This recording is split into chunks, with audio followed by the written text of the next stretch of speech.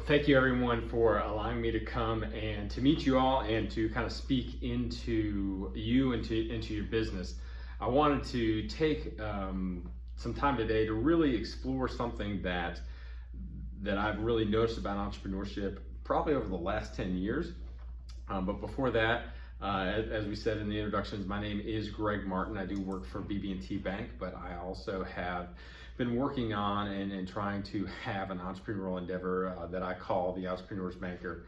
And when I come alongside clients, both with my day job and as the Entrepreneur's Banker, I do four main things. The things that I do is I help clients increase their profit.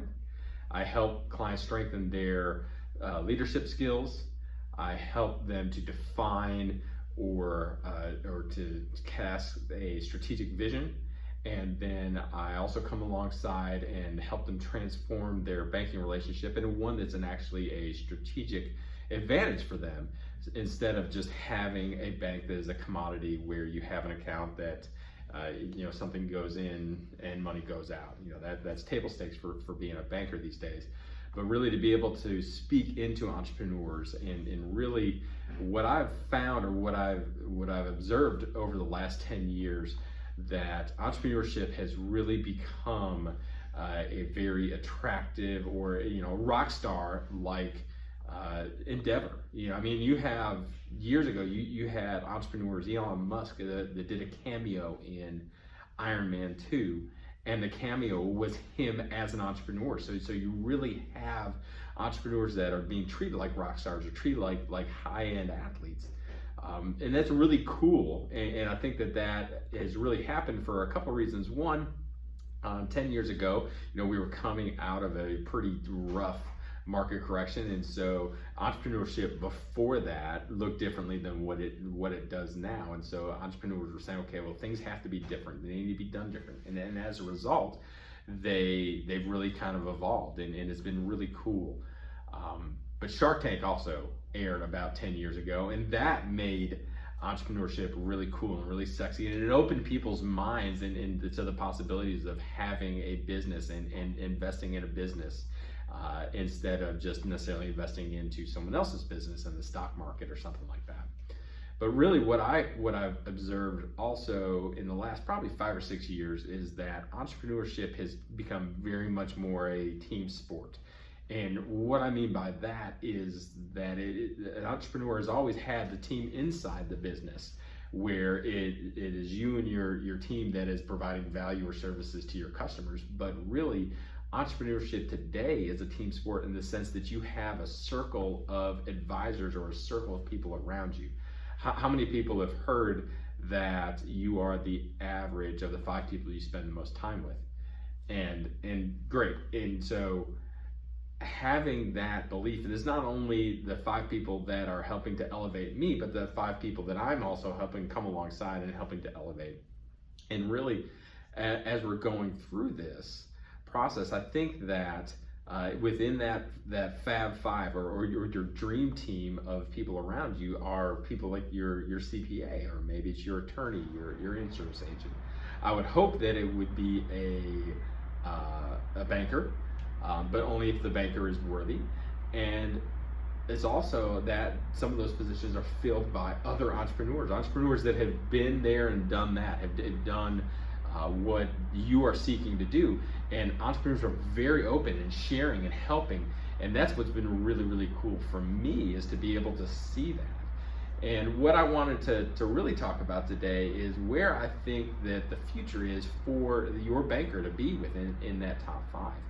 And the things that I think that I see, so technology is really going to alter all of our industries, and I think that in the next 10 to 15 years, banking and financial services is going to look completely different. 10 years ago, you used to be able to pick up the phone and you'd have a $10,000 credit card. Today, I think every single one of us here could probably go on to Cabbage or SoFi or some other type lender, and by the end of the day have $100,000 in your account.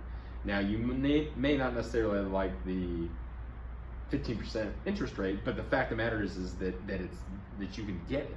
And so I think that in 10 or 15 years, that you're going to be sitting in your pool or sitting in your back porch or sitting wherever and just be like, hey Alexa, you know that $2 million building that I've been looking at? And because Alexa is tied into your GPS and Alexa is tied into your emails, she knows exactly the building that you're talking about.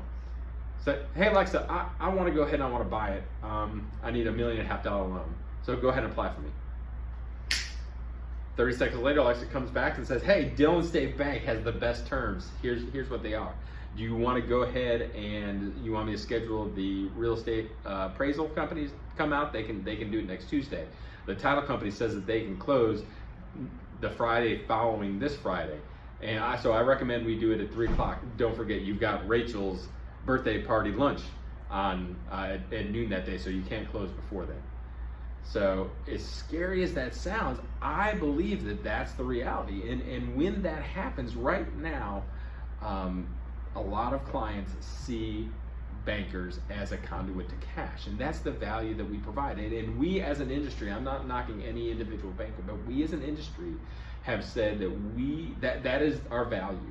And what I'm saying is that when Alexa can do that better than what I can do, then there's an issue, you know. And so you might say, okay, Greg, well, what about that 15% rate that SoFi does? Well, I think that that's going to come down. And in fact, right now, Citibank, I read an article about 4 months ago, Citibank is applying augmented intelligence to underwriting or analyzing their large credits that are over in China. I mean, we're talking about large 50, 75, $100 million type deals.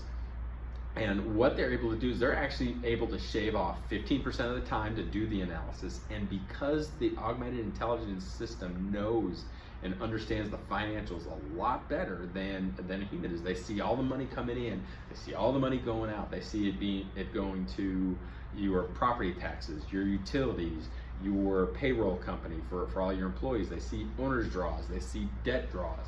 Because the system is able to approximate a profit and loss statement, that they can instantaneously make an assessment of your ability to repay this loan. And when that happens, because Citi's system understands it that much, they're actually able to lower the interest rate by about 25% or 25 basis points. So you're going to get it faster and cheaper than what it is now. So me coming and saying, hey, you know, Rachel, I'd love to help you out with that $1.5 million loan. Our credit committee just met yesterday, so give me all your financials. I'll present it to them next Tuesday. And then they're going to have a couple questions, and then I'll present the answers the following Tuesday. So give me 3 weeks and we'll get you into that building. Well, as an entrepreneur, that's just not going to cut it. So when that happens, as technology is impacting the banking industry, so where should we go? And where specifically do you as an entrepreneur need to see and say, okay, this is value that my banker is providing me? And there's a couple different areas that I would ask you to consider. First off, I would ask you to consider, what is it really that I want my banker to help me with? I mean, there's some entrepreneurs that are like, look, Greg, all I want is I want you to give me the best rates and terms, and don't do anything other than that. I don't need to have a lot of discussion with you. I don't want to really entertain you or talk to you about where I want to go as a business. I just need you to say yes to my loan. And if that's the entrepreneur's attitude, then that's fine. And the entrepreneur, that's definitely valid. But that entrepreneur really is looking for a bank or looking for access to credit. So if what I would challenge you is to say that there are a lot more things that a banker can help you with, and for you to have that mindset of, hey, you've got this expertise, how about you apply that expertise towards me and towards my business? And specifically, what I think that what I would challenge you to ask your banker is, well, tell me about my business. You said that you want to know my business and that you want to know me.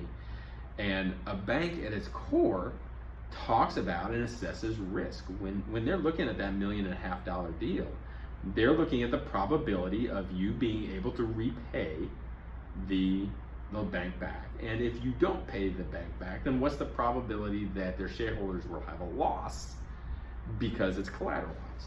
And so as you're going through and as you're helping with that, they understand and they look at cash flow risk, liquidity risk, reputation risk, management risk, all these different types of risks the banker looks at. And so I would ask you to go to your banker and be like, okay, so you said you want to know my business, and I've given you my financials, we've talked about everything. So really, as it stands, where am I from a risk perspective? And allow the banker to actually help you walk through some of the risks that are in your business. I mean, these are risks that you as an entrepreneur probably already aware of and assess. The way an entrepreneur looks at risk is completely different than the way a banker looks at risk. I understand that, and I agree with that. But that's the difference between an equity owner and a bank partner. But the fact of the matter is that there's no risk, there's no reward. But you as the entrepreneur had better know the risks. And a good banker will be able to help push you and educate you on those risks. And not only that, but to say, okay, well, how do we mitigate, or how do we reduce those risks so that everything you've worked so hard for isn't lost? That brings me up into the next point, where I see bankers in the future providing a support and being opportunity advisors. And this is actually a term that one of my clients referred to me. So I told Ross that I would steal it. So thanks a lot, Ross, for letting me have that. But really, as you are growing your business and as you have a strategic business vision for your business, it may mean that your business expands. Maybe that's in a different geographic location. Maybe it is acquiring a partner business or expanding into something new. Maybe it is diversifying where you're getting your money in, and as a result, you want to go into self-storage or owning some type of income-producing property, apartment complexes, something like that. But the fact of the matter is that if you are a restaurateur and you're very profitable as a restaurateur, running a restaurant and running a self-storage complex are two completely different things. And so the banker should have either the knowledge of the opportunity and be able to talk through the risks of it, or at the very least have exposure to other like clients so that maybe you can have some type of connection, or maybe you walk through and you talk through the risks that are associated with it. With that being said, the opportunities that are presented to you all have risk involved. Again, no risk, no reward. But the banker will help you assess that opportunity so that you can maybe have a right structure, or maybe have the right reduction of risk or mitigant in place, so that everything that you've worked so hard for isn't put at risk because of this new venture. The third place that I would really challenge, and this is really where entrepreneurs should push their bankers, is that bankers should think more like entrepreneurs and less like bankers. And what I mean by that is that gone are the days where the bank sits there and talks to you and says, well, this is how you need to run your business. You know, a bank is going to have the opinion of, okay, this is the expense needs to come down. You're not as profitable as you should be. So let's talk through, understand why that is. But as an entrepreneur, you should never run your business the way, just because the banker said this is the way. What you should do is that you should push your banker to think like an entrepreneur. And that's not only on assessing and looking at the financials of your business and the health of your business, but it's also a structure around any type of covenants or requirements. Maybe you have to provide a personal guarantee, or maybe if you have a line of credit, they're only going to advance a certain amount based on your outstanding receivables. We'll talk through that with your banker, and your banker should be thinking like an entrepreneur, say, okay, is this the best thing? If I were in your shoes, would I like this? And if not, well, then how do we talk through and how do we assess the risk that is causing that thing, that constraint or that guarantee or whatever, and how do we reduce risk to the bank so that you, the entrepreneur, get what you want and are best served, and then can grow your business. So an entrepreneur thinks differently than a banker, and a banker thinks differently than an entrepreneur. But bankers of tomorrow are really going to have to be pushed to be true advocates of the clients that they serve. So I know that there are a lot of great bankers out there, and again, I'm not trying to say that any of the bankers are bad or anything like that. But the fact of the matter is that our industry is evolving. Our industry is changing. And what I'm trying to do is I'm trying to be like Wayne Gretzky. You know, Wayne Gretzky was the best NHL player of all time. Scored the most points. And what did he say about his prolific scoring?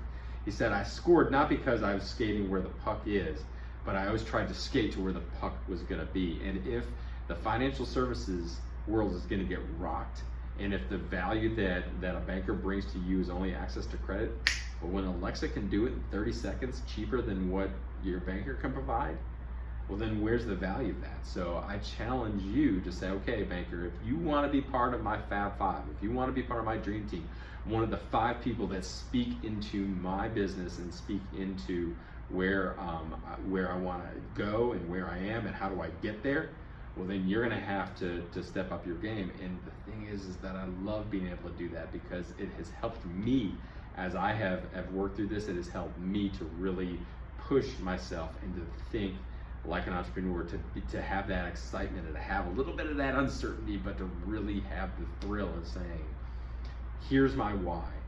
I want to help entrepreneurs succeed because those are the individuals that have the most courage. And by pushing them towards success, I get fulfillment. And by doing that, it's helping the entrepreneurs, it's helping the communities that we're in. So thank you all so much for allowing me to come alongside and maybe speak a little bit into where I think my industry is being, and hopefully it is a way that you can have to leverage your relationship with your banker and to be able to say, okay, you deserve more. All of the clients that come to you, they want to have increased value from your perspective. So why aren't you demanding, and why isn't your bank delivering more on that? So if there's any questions, I'd love to be able to sit and continue to chat. But thank y'all so much for this time.